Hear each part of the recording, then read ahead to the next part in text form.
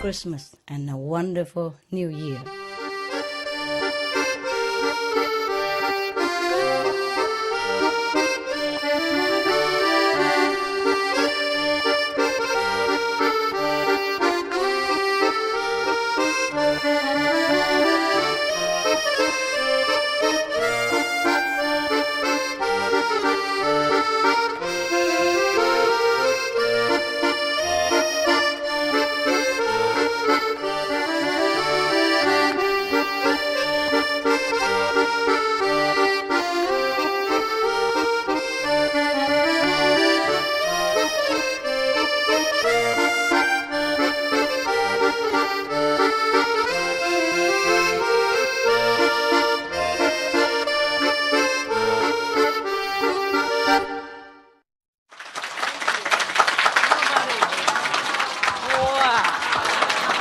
Nice, huh? Yeah. I have even 2 pockets for blessed candies. All right. English, okay? No jokes. Serious. 你们要听那个是或是要问问题？是啊，不要再问了哈。Good 。不问表示说开悟了，这样没人敢问了。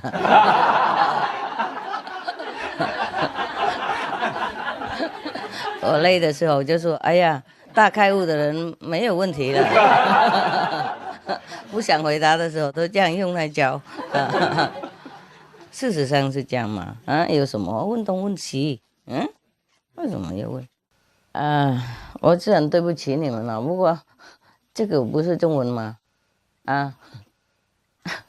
中文都念光了。什么嘛？落叶什么乌啼霜满天了哈。孤独城外寒山吃什么？念来念去就这样而已哈。有没有更好的？我小的时候没有读很多呢，中国的诗。有没有好的诗呢？拿出来念给大家听哈。念师傅的就好了。他们翻译的好吗？我叫他们翻译的人也说不要念那么深啊，不要翻那么深，大家都听不懂。不过还是翻得很深啊。我问中国人，他们说听不大懂，看不懂啊。他们翻译师傅的都看不懂啊。我看过，不懂。看不懂 ？My God， 那何必翻译呢？看英文就好了，我可粤文也更好。看不懂了，看原稿就行了，何必翻译呢？真的看不懂啊？他们用太深的。用太深的哈。有一本比较深的。哪一本？金童回忆之金童哈。黄金跟那个 pepper 那个哈。Oh my God！ 叫他们重新再翻吧。不是你们懂什么，你们自己翻啊。I'm so sorry。谁叫你们中文那么深嘛？简一点就好，何必？我学越南话或是英文是很普通的 ，OK， 给大家都听得懂的。你写那个诗给人家听不懂，何必写呢？连自己看也不懂的。有时候写很多那个大的话，结果都空空的，懂不懂？写诗写文都是应该用心写出来才感人啊。有时候翻太复杂了，人家那个诗的那个精华都失踪了。好了，不过没关系，再说了，以后如果我有空我自己翻了。如果OK， 我们那个念 Kabir 的书。We're going to read some of Kabir poem. He's talking about the righteous in transcendental state. Talking about the saints, 圣人哈。Saints don't give up their saintliness. Though scores of unsaintly they meet, sandalwood doesn't is coolness quit. Those snakes emboss the sandal trees. One who's dear to God, Kabir says, is from a long distance discerned. He's gaunt, but his heart transcends, as if he has quarreled with the world. One who is dear to God, Kabir says, has slender his bodily frame. At night he lacks sleep, and no flesh his body doth accumulate. Those who are grossly ignorant, they have the pleasant, carefree sleep. When I knew this, till then unknown, I had fallen in calamities. There is intense commotion in the man's mind who has science and knowledge. Without sword he fights a battle. Awake each morn he struggles with himself. With eyes wide open I wonder, but no one came across my sight. In whoever heart my master dwells, how can he remain recondite? You don't know recondite? we need a big dictionary.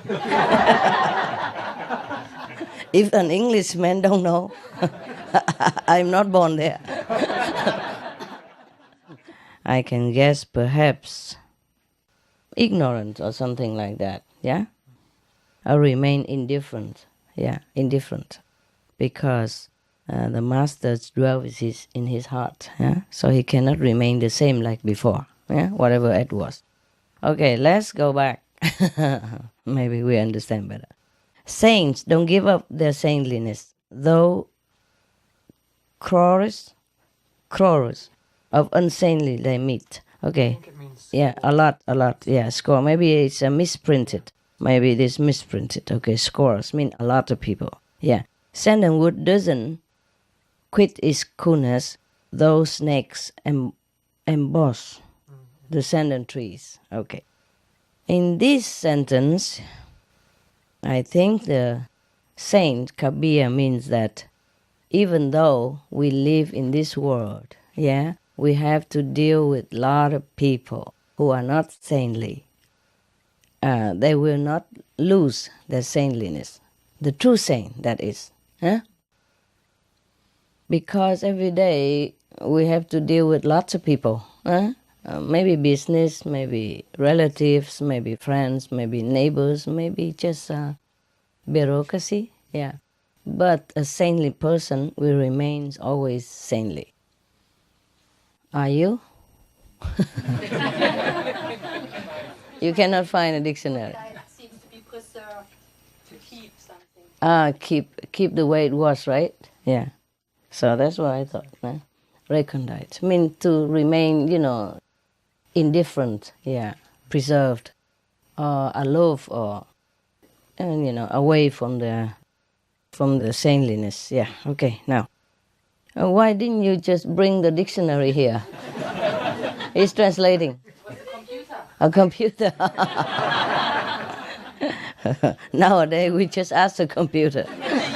No need to ask the teacher anymore. Okay, then you guys just go and learn with the computer. I go home sleep. And get initiation by computer. And you can type in and ask the computer, what's the first level? He likens the saint like sandalwood. Yeah, sandalwood, tangxiang. Sandalwood never lose its coolness. Yeah, even though snakes or other things surrounding the tree. That's normal, okay? I hope you are this kind of saints. Are you?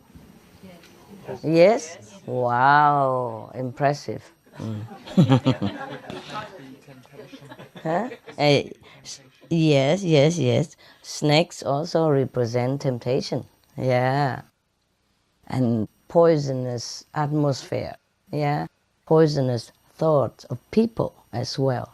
Maybe like that. Yeah. Even though we live in such environment, yeah, meet so many of such people, we remain the same. I think you do. I believe what you said. Because otherwise you wouldn't be here, no? Right? After so many years. How many years we know each other? 15 years. Same, huh? Both of you, huh? More than 20 years. You are 20 years? Almost. Almost 20 years. Okay. Anybody else more than that? 33 years. 33 years. And she's still with her husband. Must be a real saint. Never lose her saintliness with her husband. You still love him? Oh, yes. No? No, just respect. Just respect. Yes. Ah, okay. And the husband, of course, respects his wife very much, huh? That's another word for fear, yeah. Okay. Never mind. You guys don't laugh with a single person. Don't laugh. Because you don't know what it's like yet. You don't have the right to laugh at all. The more you laugh, the more you cry later. You think it won't happen to me. I'm a big macho. Yeah, I know. You know what? It's like this, huh? Even to the wife also, huh? Not just, I don't know why they always write things about husband fear of the wife. I think it's the opposite also, huh? Yeah. When you want to come to retreat or want to do some master work, you always have to consider the husband, whether he likes or not, huh? Whether he's happy where you're going, and what would have to ask him. And sometimes if you see him not happy, you also feel like you shouldn't go. And I don't know, I'm very indecisive. Anyway, that is the nature of this world, huh? Once we know someone, yeah, we have to always consider that person, no matter we love or not love. It's like that, yeah. Even if you know a dog or a cat, you have to consider him, yeah, whether he's okay if you leave him for a while, or you leave him for good, or it's a binding. Any affection relation in this world is really binding, yeah, except the saintly ones, yeah.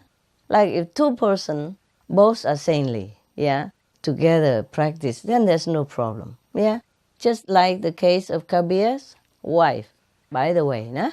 You remember the story that a person wants to try what devotion is, yeah? And he thinks he's better and all that. So Kabir tell his wife he pick some stones and tell her to fry it in a pan with oil. So she did it immediately. No question asked. No why, but however, you crazy? You wasting oil. Yeah, nowadays you don't do that, okay? Because we are trying to conserve the planet, okay? Maybe you put one drop just to symbolize the devotion and the unconditional obedience of a disciple. Yeah. Suppose I tell you to fry stones, will you do it? Yes. Yes. Okay. Suppose if I want you to die for me, would you? Yes. I thought your love is undying.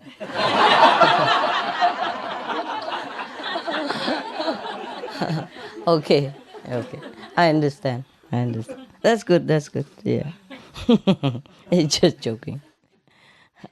So for real practitioners, that is a saint. We never change our heart, never change our faith, because we know through experiences that the way we walk is a right way, yeah? If you know that you want to go to the south, yeah, and you know your highway is correct, Would you change if somebody say something? Or if every other car go in the opposite direction? Would you follow them? Would you follow the mass of the car to go to the north or anywhere else? No, that's correct. You see, this is the same. Same as when you drive the car. You have GPS, you have map, you have charted out your course, of going where. So no matter how many cars go in any other direction, you just keep your lane. Yeah, you keep your highway. That's that. That's good. I'm proud of you. Even if you have not made a big progress or haven't been to the 5th level or something like that, but you are on your way and I'm very happy. Okay? It seems that way to me. Yeah? Whoever has already left, and I'm also happy. so we don't have to deal with low level, you know? So after many years of screening, yeah. Even though I gave initiation to everyone in those years because of the time, of urgency of the time, I went everywhere and gave initiation to whoever, yeah. But they screened themselves out, you know, by some different method of the heaven, and not me. I don't intend to screen anybody out. I would have liked everyone to stay, yeah, so that I can help him to develop. But sometimes him or she screen themselves out, yeah, and by something, because their faith waver, because they did not practice well enough the way of the saint, but they practiced too much the way of the world. To these people, any appearance is important, yeah, like how the master should dress, or their house should be big like the neighbor's house, or whatever their wife demand has to be done. Something like that, you know? Yes. Therefore, they screen themselves out, yeah? We did not kick them out, yeah. Sometimes I say this and that person should stay home and meditate much more for another year or so before coming back to us. That is not kicking out. That is to really wake him up a little bit, you know, push him a little bit because he's too slow. And then he come back, yeah? But some people, because of that, also go out because they think he lose face. There's no face, right? We have only one face. That is the no face. So if we, in front of God, we don't take off the mask, then we will never see our real face, yeah? Which is the no face, yeah? Okay. When you're in samadhi, you know, we have no body, yeah? No body, no feeling, no sensation of the material world at all. That is truly no face, yeah? We are just light. We are just a divine bliss which has no form, yeah? No trouble.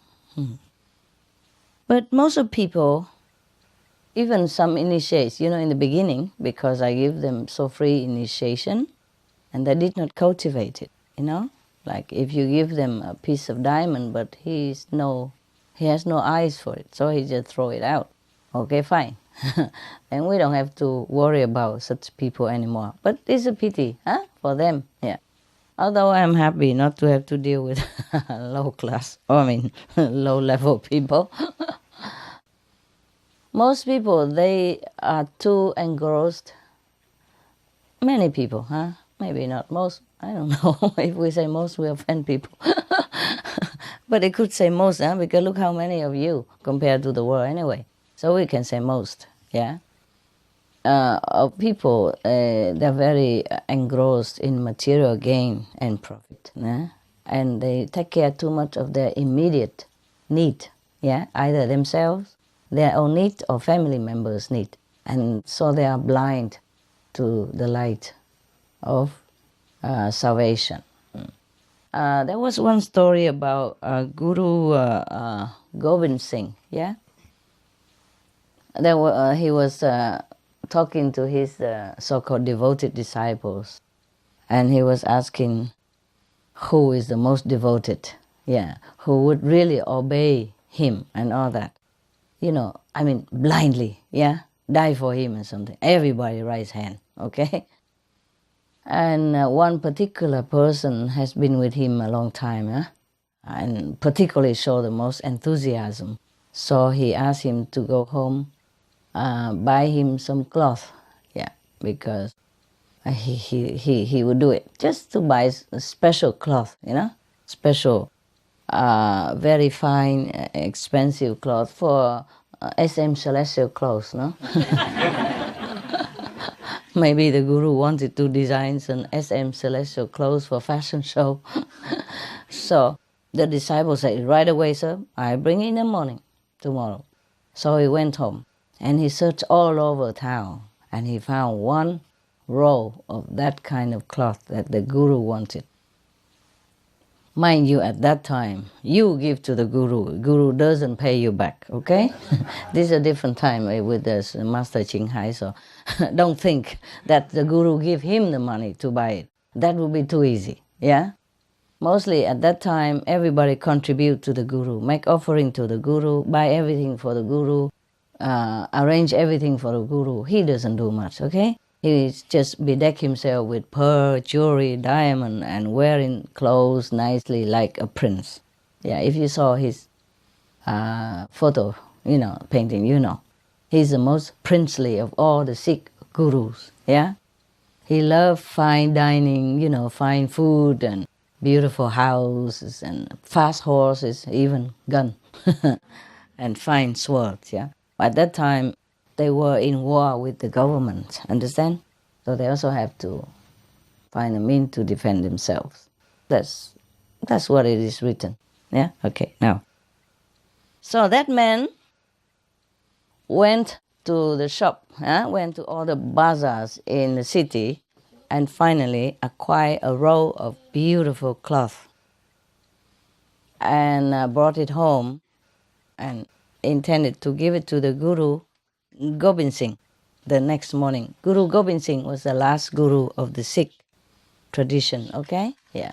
They originally also practiced Kuan Yin method, the method of light and sound, of course, okay. So now, in India, they worship Guru like God, you know that, Whatever he said has to be done, yeah. No argument, yeah. And most of the Indian people, they are very, very devoted to their Guru, Even die for the Guru, that's normal. And you know many stories I told already about Guru Gobind Singh and the devotees, the devoted disciples. They really die for him. Many times he tested, but he didn't kill them, of course. Just tested, yeah. Okay, now this guy bought the cloth, brought it home, and then what happened? His wife saw it. Said, oh, where did you get such a beautiful cloth and what for? Is that for me, is it? Of course. So the husband say, no, that's for the Guru. He demand this cloth and I look all over for it. And tomorrow I bring it to him. Yeah. So the wife say, no, I'm not parting with this cloth because it's beautiful. Just what we need because our family just needs some new clothes for New Year. You're not bringing it anywhere. So the husband said, but this is for the Guru. I promised him to bring it tomorrow morning. She said, you could tell him you couldn't find it. Or you go out buy another one for him. He said, no, this is the only rose that left. There's no other like this. The one and only. I have to bring it to the Guru. But the wife said, you are not going to bring it to the Guru, no matter what. You have to tell him that you could not buy it. Or you have not found it yet. Whatever you say, I don't care. I keep this roll of cloth because she loved it so much. It was the most beautiful one. Whoever laid eyes on it, love it, and it's expensive and all that, and it's the one and only. So she said, he said, it's the one and only, I cannot buy another. She said, yeah, that is even so much the reason I should keep it. So our neighbors will envy us, because the neighbor just had something that we could not have. So now I'm having something else that she won't have. So it will be even. The wife maybe not initiated, I don't think she is initiated, If she is, she wouldn't do that, no? Could it be that some initiates are like that? Could be also, Possible, But rare, Okay. Well, In our group, no, huh? No. Did you? Did you? Did you stop him to bring that small Christmas card for me? Any of the women? No? That little Christmas card? You tell him no? No, huh? I'm kidding. Okay. So the wife doesn't let the husband bring the cloth to the guru. Next morning he just come and tell him that he didn't find it. I tell you, any relationship in this world is a kind of binding chain. Yeah. Maybe golden chain, maybe silver chain, maybe iron chain. They all chain you, okay? Except, like in this poetry, where the saints, when they live together, the husband and wife are saying, then no problem at all. And they even help each other, to elevate to sainthood, higher sainthood.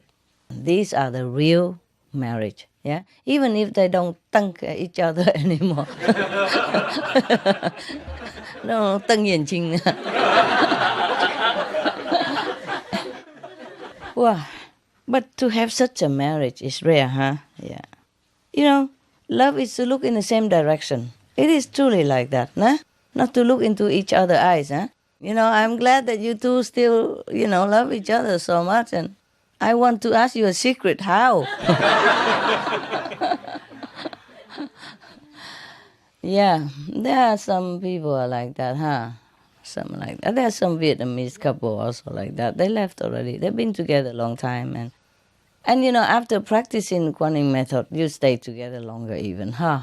Because you become brothers and sisters and you respect each other more and you help each other to practice. So the relationship even became more deepened. Yeah? Only the one who are really lousy don't do that. So now we go to the next level. One who is dear to God, Kabir says, is from a long distance discerned. He is gaunt, by his heart transcends, as if he has quarreled with the world. The one who is dear to God, according to Kabir, this guy feel very distant from everything, from the thing that he talked about up there, like even if the snakes around it, the temptation around him, the poison atmosphere around him, he's like aloof from it, far from all of this. And even though he looked like he lacks everything, gaunt probably here don't only mean physical, maybe also physical, but means he doesn't seem like glittering like everybody else, doesn't show off his wealth or doesn't really, smartly dress or maybe have the greatest car in the world, nothing like that, But in his heart, he's a transcendental person. He's above all that. He's more glorious than the outer appearance. Yes. Maybe he's been bound to all these customs and traditions of the world, but in his heart, he's aloof, above all that. That's what Kabir thinks. He's gone, but his heart transcends, as if he has quarreled with the world. Why is that? Huh? Why it is as if he has quarreled with the world? Anybody know? He doesn't love the world. He doesn't love the world. It's not like he dislikes the world or anything, or he hates the world or anything. He just, like oil, doesn't mix with water. No matter how much water, overwhelmed the one drop of oil, he just doesn't mix with it. It's just by nature. By nature of the things that oil and water don't mix, Yeah. The person who has transcended the worldly attachment, he knows the reality already. So of course his heart never attached to anything that is not real, Okay, for example, before you know your wife, you have her photo, I know one guy. Before he met his wife, there was just somebody in a party, and I give a photo of a group photo in a party, of his friends together with some others, not friends. And then he saw her photo only in the group, and he said, "Find me this one." He said to his friend, "Help me to find this girl." And that's how they've been married up to now and have children and stayed together for a long time. So, but after he found his wife or date her or marry her, you think he always keep looking at that photo every day and attach his heart to it? No, maybe he keeps it for souvenir, yeah? Maybe. Just to know that, okay, because of you, because of the photo, I know you, yeah? I love you first when I saw even just a photo. That's a sentimental souvenir. But he would not sleep with the photo. He would not eat with the photo. He would not kiss the photo all day long, no? You think he would do that? No. He knows what is what, yeah? He treasures his wife. He enjoys life with his wife together. The photo he put aside or in his wallet or maybe he hang on the wall, doesn't matter. But that is not important to him. And if he lost that photo, would he care so much? As long as he has his wife, would he care? No. Maybe he feel, oh, sorry, that was the photo of sentiment, yeah? But he would not die over it, no? He would not go all over town to find it. He would not spend all his time, energy, money just to find the photo? To serve the photo? No, right? He would spend all his time, all his energy, whatever he can, yeah? To please his wife, no? To enjoy with his wife. Yes, that is the reality with the saint. The same with the saint. Yeah? He knows God. He knows what's real. So he would depend on his energy or his time and all, whatever he can, whenever he can, to devote to God, no? To the reality that he knows. That is like that. So nobody can shake his faith. Eh? Nobody can come to brother and say, hey, the photo is what you have. The photo is the best. Remember how you love the photo? Yeah, you cannot. You cannot just because of this girl, you forsake the photo and neglect the photo. You have to sleep with it, devote all your time for the photo, spend all your money for the photo, frame it very big, put gold on the photo, give flower to the photo every day. Would he do that? No. No matter how many people say he knows his wife is real, yeah? And the photo is just a replica, just a cause for him to find her. Yeah.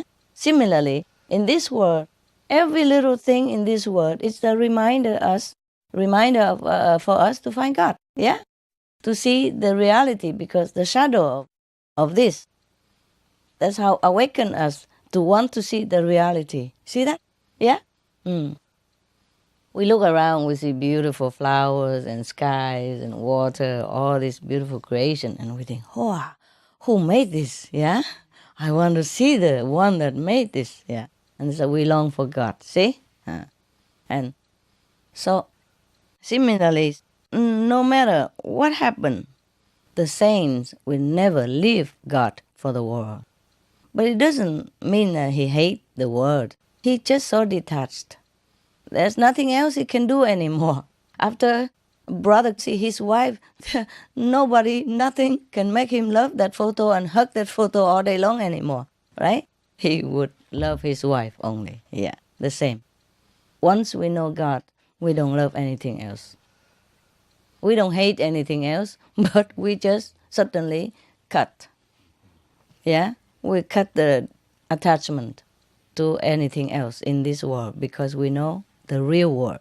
That's all there is. Not because master tell you to do that, not because your brother and sister tell you to do that, not because fear of your wife or anything, or fear of hell even, not even that. Because you don't fear hell anymore. You don't care what. And you know God already and you're happy. That is just the nature of things, yeah? No matter what I tell you, you just do it, yeah? And the ones who neglect God, who doesn't take time to find God, of course would not love God. and then come back to love the world, or not love the world, or just slave to the world or not.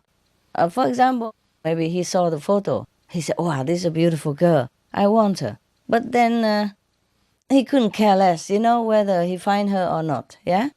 And then he got distracted, and maybe he likes another girl, of the lesser beauty or lesser virtue. And then he got entangled in that relationship. So when his friend find the girl that he loved in the beginning, he's already so distracted and so attached and so bound to the other relationship that he could not get out. Understand me? He could not get out. He's too busy with that. And he's too bound, yeah? Too much binding from the other girl that even though he still wants to see the woman in that photo, he don't have any more time. He doesn't have any more energy. He has no more courage because the other wife will nip him. Huh? Or maybe starve him for many days or lock him in a room, who knows. Or beat him up even. 3 days he couldn't see her.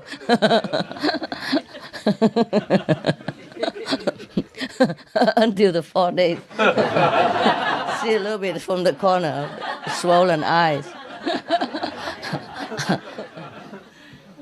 So you see what I mean? Yeah. If we don't take time to find God and put God before everything else, then even when we find God, we are too distracted, yeah? Too preoccupied, too bounded to even come to God. Just like if he didn't put all his attention to find the girl in the photo that he wants, he might be distracted and bound with another girl, and then he could never find happiness in the girl in the photo because he neglected her already, and now he's gone, he's finished, he's in prison, yeah, of another relationship, something like that. Of course, he still can, if he is courageous, he can break away from that. But most people don't have enough energy and courage to break away from an entangled relationship. Understand me? Well, that's why many men or women have two relations, and just juggle, back and forth between both of them and feeling very miserable, like you don't have any wife at all. If you have two wives, mean you have no wife. Too much worry, have to hide and have to tell lies and all that. What a life is that, yeah? In Vietnam, we have a saying, it say that một vợ thì nằm giường lèo, hai vợ thì nằm chuồng heo, ba vợ thì nằm chèo queo một mình. It means if you have one wife, then you sleep on a silky bed with her, of course, and she takes care of you, and your bed is made with silk, silk cloth. But if you have two wives, then you go out, sleep in the pigsty. And if you have three wives, that's it, you sleep all alone. All by yourself, I don't care where. Maybe not even a pigsty to cover rain and sun. Maybe you just live on the street somewhere with your belongings together, like homeless. Who knows, maybe some of the homeless men in that situation. When you come home, you suddenly saw your belonging all on the street. And your wife stand on top of the balcony and say, that's yours, go. And she changed all the locks, and you could not get in anymore. Or she even moved to another town next day, yeah? That's how you become homeless. Well, it happened, no? If you buy the house and all in her names, yeah? Or the bank accounts all in her names, or even joint names, yeah? She can sell it behind you, yeah? And all the joint accounts, she can take all the money out and sayonara to all of that. You sayonara. And then that's not difficult to become a homeless, is it? Huh? When you have no bank account, no house, what else you have? Huh? Nothing. And wife, kids gone somewhere else you could never find. Okay. Now we come to the next stanza. One who is dear to God, says Kabir, has slender his bodily frame. At night he lacks sleep and no flesh. His body does accumulate. Okay. The no flesh come with his body. Okay. So the one who really loves God doesn't sleep at night. Yeah. Doesn't eat any meat. Yeah. Consume little food. Or just simple food. And so Kabir say that his body will become slender, skinnier, And at night he doesn't sleep at all also. Therefore, his body have no flesh, not a lot of fat on his body. But you ate breakfast, right? Yes. And dinner? And something in between. Okay.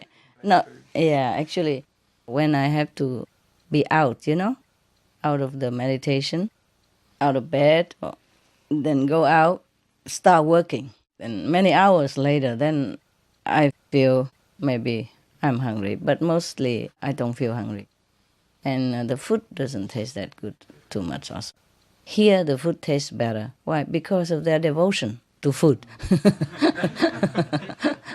And maybe their love that goes into the cooking for master, So it tastes good to me, But nevertheless, I don't think I eat that much. It's just, I don't know, it's just lack of exercise. And when you age, I don't tell you how age I am, but and then the body mechanism slows down a little bit, nah? Yeah. Metabolism. Metabolism also slow down. Mechanism also slow down. Everything slow down, huh? It's good for meditation. So if you're young and you feel too itchy while you're meditating, don't worry. When you get old, you will. You will meditate. When all the beautiful girls don't look at you anymore, when all the handsome guys left you alone, then there's a time for meditation. At least, nah? But don't wait until then. Do a little bit slowly meditating now, at least, yeah? Yeah. To earn a little money better than no money, huh? Yeah. To earn a little meditation knowledge better than nothing. Don't wait until you're old and earn a lot, and that time you're already almost gone. In India, there is a philosophy like this. Your life divided into 3 parts, The first part is to study. That's when you're young, to study and accumulate knowledge, of the world or of spiritual knowledge. And then in the middle part of your life is to have family, to discharge your duty to your families and nation, And the third part of it, after your kids grown up and business established and you have enough finance, then you renounce the world. So most of the monks in India, they renounce the world after that period, that philosophy. But actually, in the old time, it's supposed to be not to renounce, like become a monk like that, in clothes, in appearance. It's just like, okay, you're young, you study, huh? And then when you are middle of your life, you get married or not get married, to make a business and to take care of your family, and maybe your parents or something. And then after that, you have enough, and then you can devote your time to be in an ashram or with master, something like that. That's what they meant. It's not like you have to be a monk and shave your head or wear the saffron robe or anything like that. Because when you're older already, what for rolling in the dirt of the world anymore? You have enough money, you could go and be more quiet, and devote more time for meditation. And that's very wise.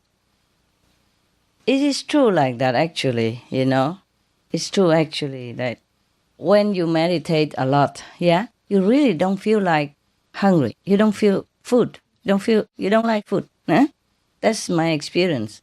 That's why mostly I don't eat breakfast until like 4, 5, 6, 8 o'clock. It depends on if I'm busy or not, If I'm out of my room and if there's work to do, then I work first, Rarely I eat first, rarely, Yeah, because I don't feel hungry.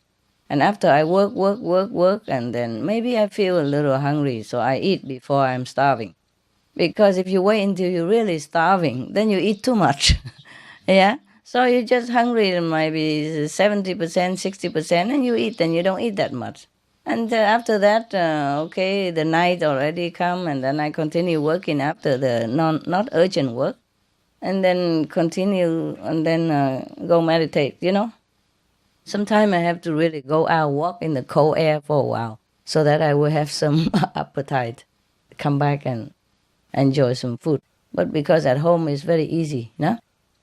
I told you already, just sesame brown rice, ready for everybody, And of course they eat extra with tofu, yeah? Or salad, something already made simple. Tofu you can eat raw like that. Or if sometimes you're too bored, then you just stir fry a little bit, yeah? With some oil and some seasoning and some soy sauce, and you eat with the brown rice, sesame, and the salad. That's it. And salad, you just put some sauce on it, and some soy sauce, and then it's done. Salad, you can mix all kind of vegetable that you can eat raw. So you have all kind of nutrition, yeah? Now someday you eat this salad, next day you eat that. You have, okay, yeah. And if you really that bored still with every day, then you stir fry some vegetable, the one you cannot eat raw or you think it doesn't taste good. Some vegetable don't taste good when you eat raw. So you just stir fry that day, and eat together with rice. Very simple. No need to a lot of different dishes, nah? I don't know, sometimes they cook a lot of dishes, but I'm just eating one dish because if it tastes good, I continue with that. Anyway, so they brought out the same. And of course, for politeness, I should take one of each so that people know I do eat their food. But mostly one dish is enough for me, one kind, simple. And I feel very light. Sometimes when I eat a lot of different kind of food here, my stomach cannot bear it. It has problem, yeah, indigestion problem. So at home, it's feel very easy, huh? Light, easy. The way I live my life is very easy, yeah. And some days, maybe I don't even eat that. Brown rice, sesame, nothing. If I eat a sandwich already with salad, cucumber, or something like that, and then later I eat some fruit or drink some juice and finish, yeah. Then I don't feel hungry anymore. So the brown rice, sesame also did not even need some days. It depends. Just brown rice and bean sesame ready, And if we don't cook anything at all, if we don't have anything else, that would be enough even. Yeah, if you eat like that every day, also enough nutrition. No need even fruit, vegetable, really like that. I know a monk in Taiwan, huh? He's a Vietnamese monk, huh? He never eat anything else except brown rice and sesame. And salt, yeah, salt in the sesame already. He bought a lot, cheap, big chunk of bag of sesame, and they ground it already for him, and then they store it in big jars, and every day they just cook brown rice, and he just eat with that. I don't see him eat anything else. And sometimes, maybe a little fruit juice, but only if people made it for him. If not, he doesn't eat. Doesn't even take anything, just water, sesame, brown rice, and he's big man. He's about 3 times my size. I don't recommend it. Yeah. And he's also a Qigong master, eh? Yeah. You cannot stab him. You cannot kill him with knife or bullet. Yeah. Yeah, the Qigong people, if you put knife into their body, it just comes out. Just repose it. Yeah. He teach Qigong, you see? Yeah. I really saw him do it. It's not just talking or teaching. He really can bend an iron rod, or bear a spear into his throat, which is the most sensitive area even. The spear go to his throat, it just stay there. And it's just a little red mark, just like when you put something on your skin, just very little red mark, that's it, nothing else. No bleeding, and not even deep into the skin, no. Yeah. The spear just leave a red mark because when you press something on it, it has a red mark, that's it, nothing else. But it disappears in 2 seconds, And no bleeding, no holes in the skin, no scratch, nothing. Or he lay on the broken glasses and somebody piled, concrete on him and banging with the hammer, nothing happened. Just some red mark and then it's be gone. Yeah, truly like that. And he eat only brown rice, sesame and water. Yeah, I bear witness to that. I saw it. When I first came to Taiwan, I stay, in his temple. I know every day. He's not cheating. Just that. Of course, but he practiced all kind of qigong, and all kind of thing. And he lived from that too. It's not just the food, I guess. And he used some ball, to practice his hand all the time to regulate the cheese or something like that. Yeah, anyway, we can all do that. And there is a Japanese guy, the one who spearhead the sesame brown rice, is Osawa, no? Yeah. I don't think he practiced anything. And he wasn't that big and fat like the monk that I told you. But I saw he's skinnier, yeah? And when he was 70-something, he still went around the world, talking about brown rice and sesame diet.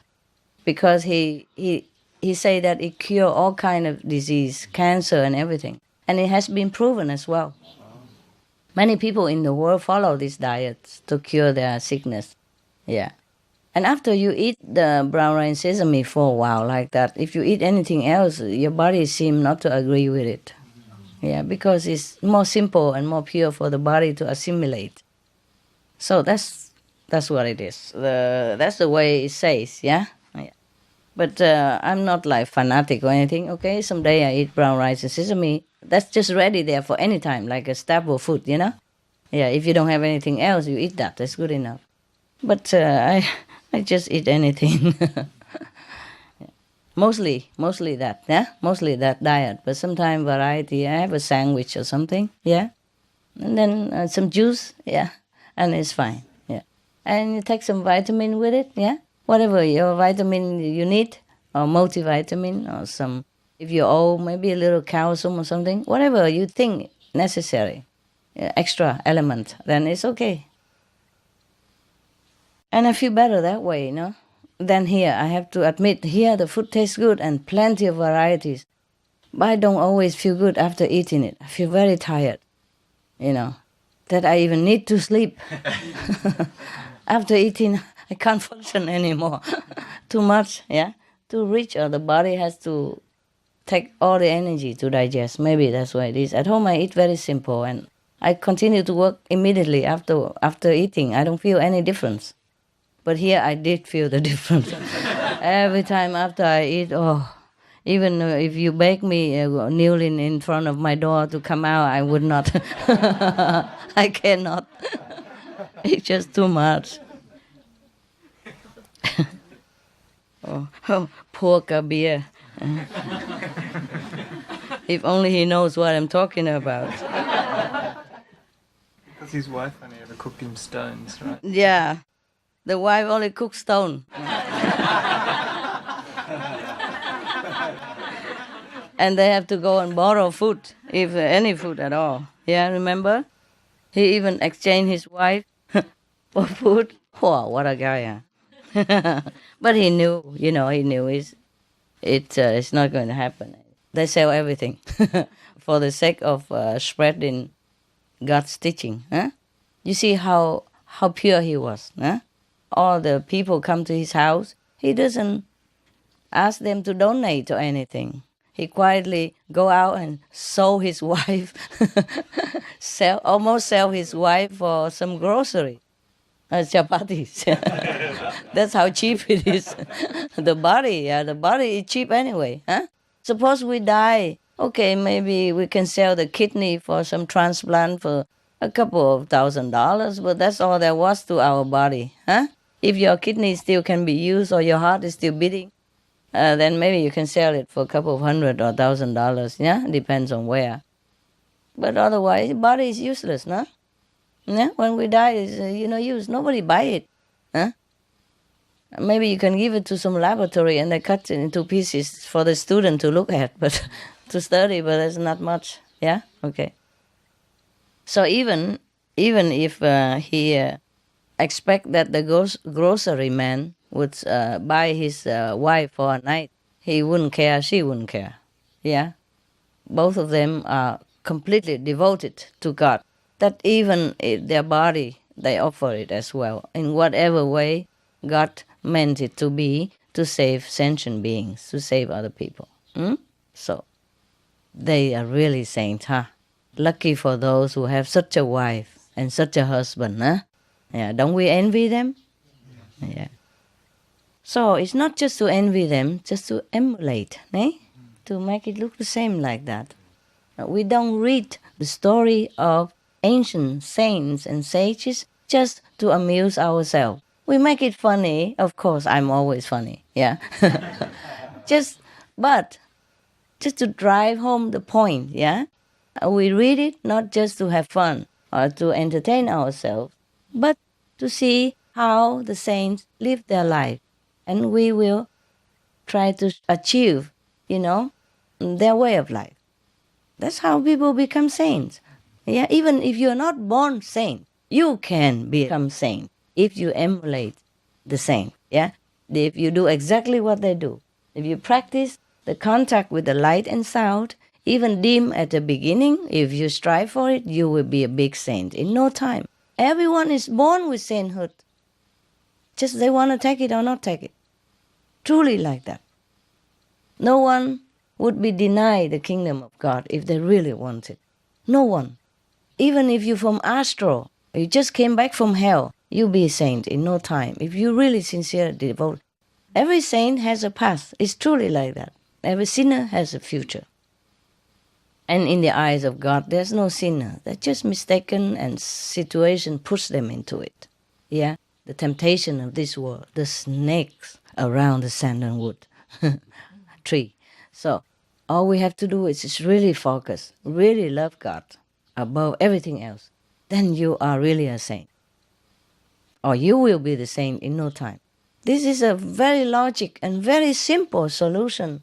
There's no mystical things about being a saint.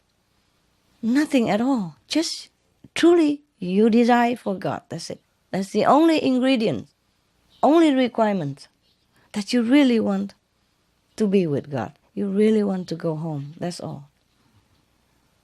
If you just change your mind, change the concept, accept the new concept that God is above all things, and your true home is where you belong, and you want to go there. That's the only concept. You change it in your heart. You have to accept that. You know that is your life. From now on, you're going to live by that. That's all there is to sainthood. Then nothing else can touch you. Nothing can change you. Nothing can make you trouble. But how many people can do that? That's the problem. Yeah, the concept, you see, we have to change the concept in our heart. We have to change the concept of, okay, I have to work for the world. I have to take care of this. I have to do business that. I have to be successful in the world. I have to change that concept into knowing God. You still do your job, but you know that's not the main point. Yeah, you do it all your best, but you know I'm doing it so that I can find God. If I have to do it, I do it. Yeah, and if I don't have to, I forget it. I forget it for God. Yeah, so that is the true spirit of renunciation, the true spirit of monkhood, the true spirit of sainthood. There's no other. Okay, we come to the fourth stanza.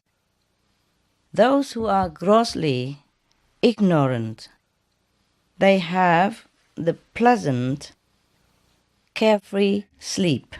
But when I knew this, till then unknown, I had fallen in calamities. I would fallen in calamities. Okay. The people who are ignorant, truly, deeply ignorant, they can even have a carefree sleep. Yeah. Why not? Yeah. All they do is just maybe go out, sell something, do some job, labor job or intellectual job, and at night, and then they earn their money every month, every week, whatever, and they fill their belly with what they earn, and that's it, nothing else to do. Then of course they sleep, But the one who knows the unknown, Yeah. Up to then, he doesn't know God. Yeah. But when he know the unknown, mean God, that's it. His trouble begin.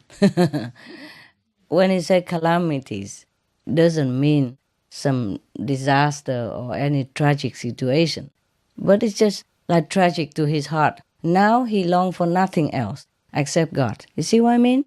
Yeah. So, in the sense of the word and literature, that is a calamity. What is a guy who care not for business? Huh? Who don't even touch his wife? Who don't eat much food and sleep no at night? Isn't he not in calamities? What kind of man is that in the eyes of the world, actually? Huh? He must be cuckoo. Huh? So in this sense, Kabir say that because he know the unknown now, that he fallen into calamities. That's what it is. But it's a very happy calamity that he accepts. Huh? Otherwise, he wouldn't continue to do it. No, it's just like you are in love, you're helpless.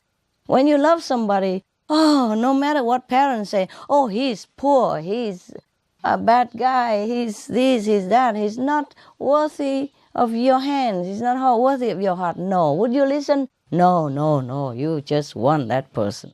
You just want that man. And you can't care less not what happened in the future. Yeah. Even some people love somebody else's husband, and she also cannot help it. She knows it's bad, she knows she cannot do it, she knows it's disadvantage for her, but she's just helpless. You understand me? It's just like that with God devotion. Once you know a glimpse of your beloved, the unknown God, you just hooked. And then you continue. And if you have a chance at all, you would just sit in meditation for a long time. You don't care for food, you don't care for a job, you don't care for wife, children, husband, nothing. But that's why I warn you, you have to continue with your worldly duty. Yeah? Because if I let you, you will sit there all day, all night, and then what? Huh? Then people will think that I make your family trouble. They already think like that because you eat vegetarian only. Understand me? What if I allow you to just forsake everything the way you want? Then we could go nowhere. Huh? But therefore in India, they devise this system. And when you're young, you study, you do the way your parents want you. And in the middle of your life, you married, you do like everybody else. If you have to. If you don't have to, okay, huh? No, I mean, that's just a normal situation. In the society of India in the old time is like that. So that nobody say anything. And the world population continue and the world system continue, you see? So we don't disrupt anything, yeah? But the small number of them skip all that, you know? They skip the young age to go to school. They skip also the family age. They go direct into the third age. The ice age. The ice age, you freeze everything. You don't care about anything. You freeze it all up. You just go direct to sit at the feet of the master in the ashram or something. And then you train yourself maybe, and then you go out, spread the teaching, you know, like those monks in the older age, yeah? You can skip all the stages if you want. But if you have to go step by step, then it's like that. A young one, you study. A middle life, you married, have children, take care of business, all that. And old age, retired, go to devote yourself for the teaching of the masters and spread it. Or not spread it. It depends. Yeah? Just stay in the ashram, for example, like that. Understand me? Yeah. The one who stay in my ashram, you know, like residents, they skip. Yeah? They skip the 3 stages in one. Yeah. Well, we can do that too, you know. Like I eat breakfast, lunch, and dinner in one. Save time. I don't have too much time, so that's convenient, yeah? So I just keep it, yeah? And it's okay too. So I have more time to meditate, eh? Yeah, because it's more important to the world, yeah? And to everyone, and to me. I want to go home also like you guys. Suppose you go home and I'm not there. Master, are you still down there? Master, you need a hand? Yeah, who knows? Maybe you all go up first and you have to pull me up, huh? Maybe you give me all the loads of karma and I'm burdened down here and buried under your karma, who knows? Then you have to look down and help me, huh? Okay? Well, sometimes the children grown up and help the parents, no? Okay. Parents old and weak, and burdened with sickness and long life of sacrifice. Then the children nurse them, no? Okay. So if you go up there and I'm not home, please telephone, see where I am. Send me an email or something. But if I cannot reply, please look down, see where I am, and all of you give a hand to pull me up. I don't know. All right. Now, let's go down to the 5th stanza. Yeah? Another stanza here. There is intense commotion in the man's mind who has science and knowledge. Without sword, he fights a battle. Awake each morning, he struggles with himself. It's like that, huh? You know very well. He said that the men who are grossly ignorant have a pleasant, carefree sleep. Probably he meant that the guys who doesn't accumulate too much of worldly knowledge and intellectual garbage, yeah, he sleep also nicely. Yeah, and why not, huh? The laborer and all that, and the guy who not greedy for the fame and name of the world, he sleep freely, yeah? And then, after enlightenment, Kabir discovered this, yeah? Just like a laborer, he earned his living by hand. He has no worry. He just earn his honest living. He come home, he eat his meal, and then he go sleep. He has no guilt, no burden, no worry. Yeah? So, similarly, if a saint can be in that state, you understand me? Simple-minded, no ambition. Yeah? Live one day to the next, earn your living by labor. Then you also sleep freely like that, okay?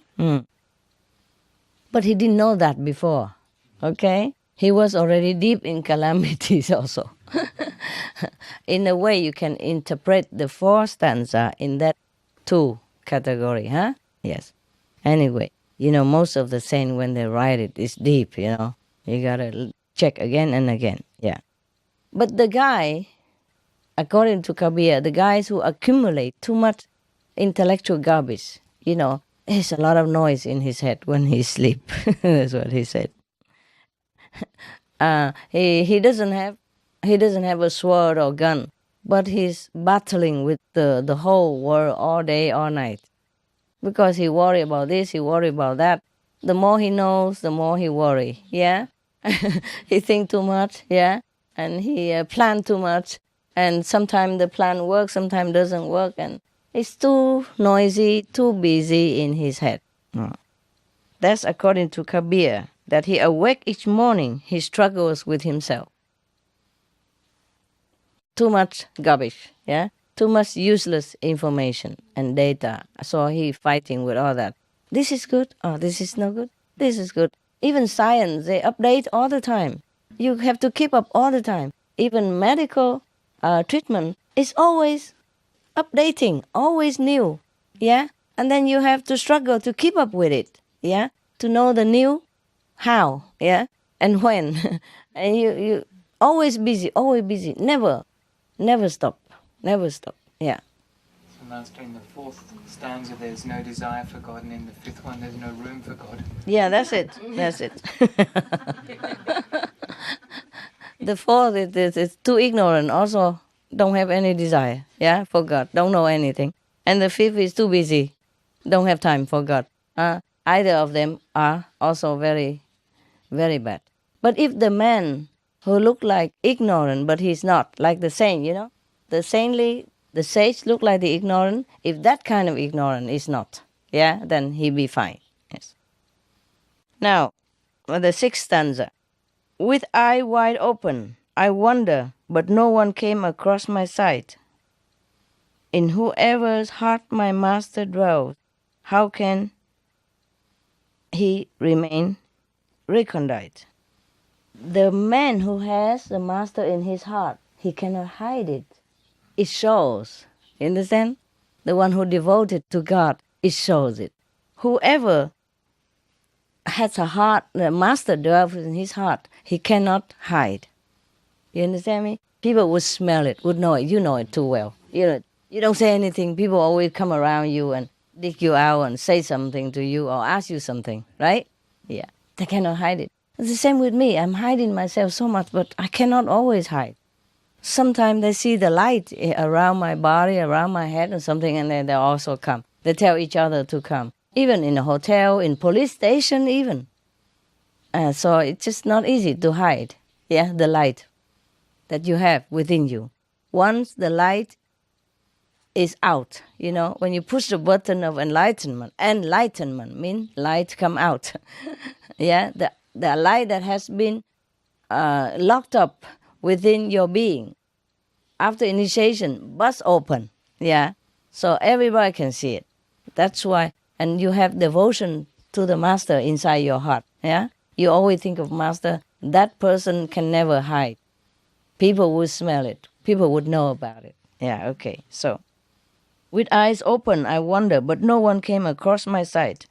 Yes, because he has only masters in his heart, only God in his heart. So even if he walk around, he work, he eat, he interact with people, but he doesn't really see anybody. He doesn't take notice of anyone. He don't care about anyone. Just like when you're in love, you're oblivious to any other girls in the world or any other man on the planet, no? You only think of that guy all the time. All of you who has been young and in love, you know what I'm talking about or not? Yeah? Yeah. At least for that week, the honeymoon time or honeymoon month. Yeah, honeymoon, yeah. In Vietnam, we say honey week only. So, tuần trăng mật. Tuần means week, 1 week. So the Chinese, the English, they are more optimistic. Say honeymoon. Huh? 1 month. 1 month, yeah. Honeymoon, maybe the high moon, maybe. Because in Vietnam we say only Holy Week. Maybe we are more realistic, more experienced in romance. Okay. Anyway, I hope your honeymoon lasts longer, but it sometimes lasts the whole lifetime, no? What does it feel like to live with someone for so long? Could you guys tell me? Except with God, I don't think I could live with anybody that long. I love all the men that I met before, but I couldn't live with them very long. Huh? I was engaged, and I was married also, but I don't think I could ever live with them all my life. I don't know how. Perhaps because I left already and it's too late to come back, but if I knew what I knew what I know, I'd probably not leave them, maybe. Just stay together as friends, yeah, maybe. Huh? So that's what it is. You stay together just like friends, like best friends, more than friends. Because you go through upheavals together, right? Yeah, it would be more deep, deepen relationship with days, right? Yeah, of course. Worry about the same things, yeah. Take care of the same problem. Maybe that's how you deepen your relationship, huh? Oh well, I'm asking you, the practitioner, the so-called saint. So it's different, isn't it? But if I ask the people outside how they live together the whole life, probably it's the same, huh? They have so many souvenirs together, moments together, so they just, become like best friends, yeah? Yeah, something like that, okay. After a while, it's no longer the physical attraction, right? It's the friendship, right? Okay, yeah. Maybe it's good like that I left to my family. Otherwise, you have to move, to Germany all the time. And my house was very small. He was a doctor, but just new doctor, didn't earn that much. My house only 2 rooms where you sit. Here you already sit outside of the yard, but over there maybe don't even have yard to sit. Yeah, have yard, okay. But I don't know if the neighbors would allow me to put up tent like this for you. You know what I mean? Yeah. Yeah, well, it would be more difficult, huh? If I live with my ex-husband, it would be difficult for you to reach me. I also have to ask him, are you on duty tonight? Okay, then I can see other husbands. So many husbands, so many wives coming. Yeah, but then you have to wait in turn, I can only take maybe 4 people at a time in my house, yeah. If I remain a wife in the sense of the word, it will be more difficult, right? Yeah. And apart from not saying that, maybe my ex-husband jealous, yeah. I don't like that guy. No, he cannot come in. Okay, that ugly guy, okay. The old man, okay. All the beautiful girls, okay. But the other, maybe at the end, far, 20 years later, or 30 when he's older, all the handsome guys and, old men, old woman can have to wait a long queue, It's his house, I can't decide, I have to ask him who's coming, And he probably look at the photo first, okay.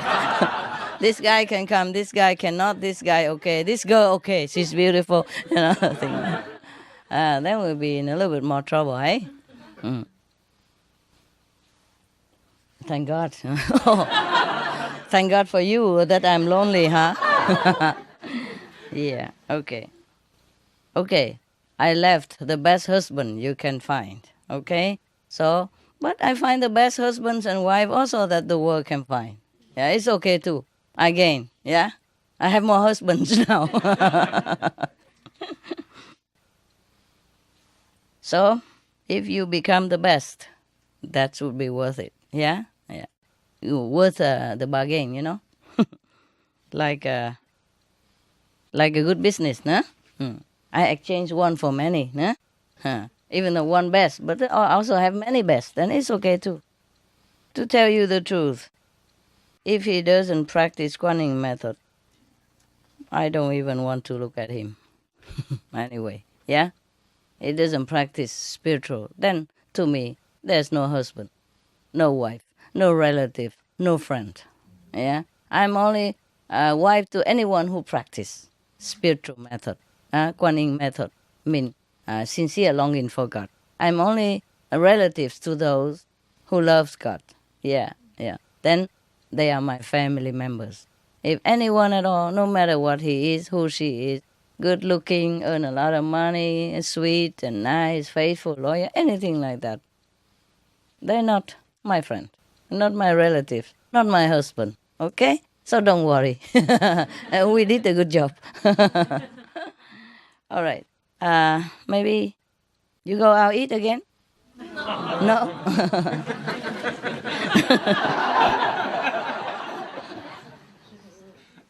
I don't know if I can do some more or not. I just like to do, one at a time. You know what I mean? Too many is like become style, nah? Okay. That's good enough, huh? Yeah. You want some joke?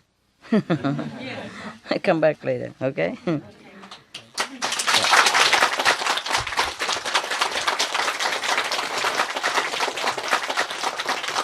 Thank you. Thank you very much.